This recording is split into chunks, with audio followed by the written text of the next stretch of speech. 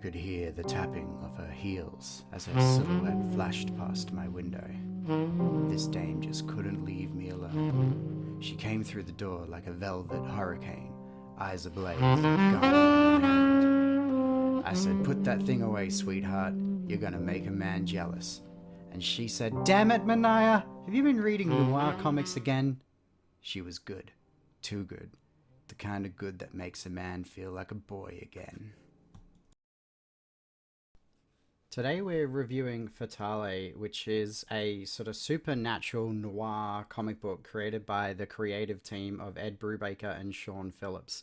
Now, when you read an Ed Brubaker novel, or I should say comic book, there's a certain sort of mood and vibe you get from his works. So if you've read any of his other stuff, you know what you're getting into here. But it's a very sort of smooth, pulls you in. There's a lot of sort of immersion with the way that he writes, and the artwork by Sean Phillips matches that perfectly. You know what you're getting into with an Ed Brubaker novel comic. So Velvet was originally published back in 2012. It ran from 2012 to 2014 and had 24 issues. And in that time, it sold well enough to return to press 4 times. It also won a bunch of nominations and Eisner Awards for Best Continuing Series, Best New Series, Best Writer, Best Penciler and Inker, and Best Cover Artist. David Stewart also received the Eisner Award for Best Coloring from this one, so you know you're getting a quality comic from this. So Fatale focuses on the sort of lifetime of Josephine, also primarily known as Jo. And she's very much your archetypal femme fatale. She's got the thick black wavy hair, the big red lips. It's mostly a period piece, although it does sort of transcend through time a little bit there. And Jo is basically on the hunt from this cult that worship this weird Lovecraftian squid monster who's somehow tied to Jo. He can sort of sense her presence and knows sort of where she is at all times. And I believe he wants her power. And when I say her power, you see Jo has this strange ability to hypnotize men into becoming intensely obsessed with her. Like, they desire her, they eat, sleep, and breathe her. It doesn't matter if they're married, if they've got kids, jobs, etc. They will murder for Jo whether she wants them to or not. So the comic often highlights Jo sort of, dealing and escaping this cult through time and the men that she picks up along the way.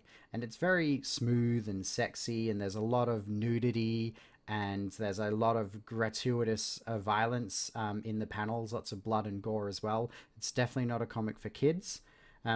And it's really interesting seeing how these different men have an effect on her and how she has an effect on them through the time periods while she's escaping this cult. Now, I can't say too much about that because it'll spoil the comic for you. But what I can say is I don't normally go for the supernatural stuff and I don't go for horror themes. It's not my thing. But this one really surprised me. I didn't actually know it had the supernatural element to it before I picked it up. I assumed it was another noir crime comic because I just read Velvet and Criminal, which is another 2 other comics written by Brubaker. And I expected it to be more of that. So that really threw me, for out of nowhere. I was just like, whoa, what is this? And so I just decided to keep on reading it. And I did thoroughly enjoy it. Now, if you're more into horror than I am, maybe it's a story you've heard before. I don't know. It's not really my thing.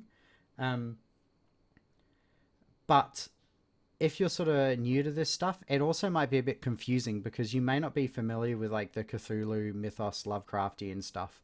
And it might throw you for a bit of a blind side like it did me. However, the story is fairly well told. It does get a little dry and repetitive towards the 3rd quarter, but they do find interesting ways to freshen it up. And there is a neat little twist at the end as well. So it does pay off reading it.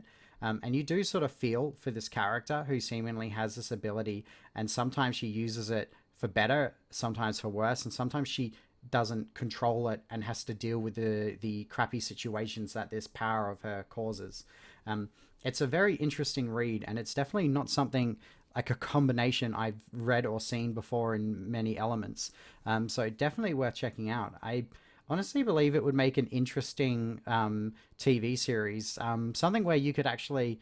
And normally I'm all for sticking to the source material, but you could really elaborate this one out and stretch it out over a longer period of time and really dive into these characters a bit more. And I think it could be really, really cool that way. Um, yeah. So if you feel like pouring yourself a glass of your favorite whiskey and putting on some jazz in the background and just, wrapping up in a blanket and sinking yourself into the mystery that is Fatale, I highly recommend it. I don't think you'll be disappointed. It was definitely a surprise for me. I mean, I do personally prefer just the more noir and crime, more down to reality stuff, but this is something a little bit different, and I did have a good time watching it, or reading it. So it does get a thumbs up from me. I definitely think if this has caught your interest in this review, check it out. You can still buy it at plenty of places. It's still in print, from what I understand, and you can get it digitally. So there you go. Thumbs up from me.